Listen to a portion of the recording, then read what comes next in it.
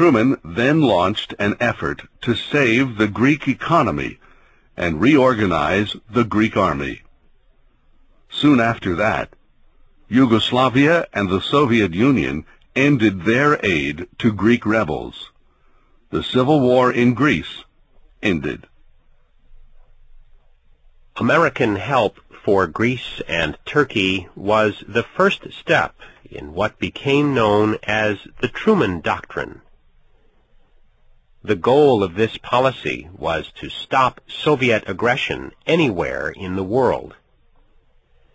Truman was willing to use military force to stop the spread of communism, but he also believed it was equally important to build up Western European nations so they would be strong enough to defend themselves. Europe was suffering terribly after World War II. There were severe shortages of food and fuel. Crops were destroyed. Many Europeans were beginning to look to the communists, to anybody, to save them. This is one reason why Truman and his advisors developed a plan to rebuild the economies of Europe. Secretary of State George Marshall proposed the idea. It soon became known as the Marshall Plan. President Truman explained why there had to be a Marshall Plan. People were starving, he said. There had been food riots in France and Italy. People were cold. There was not enough fuel. And people were sick. Tuberculosis was breaking out.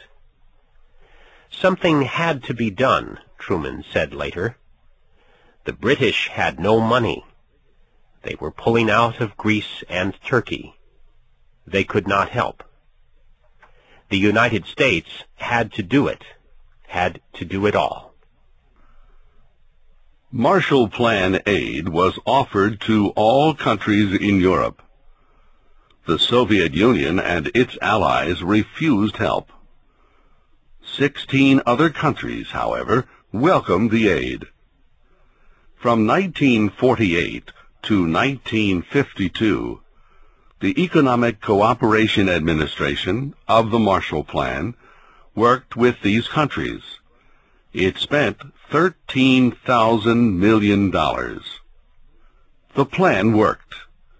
Agricultural production in Marshall Plan countries increased by 10%. Overall industrial production increased by 35%.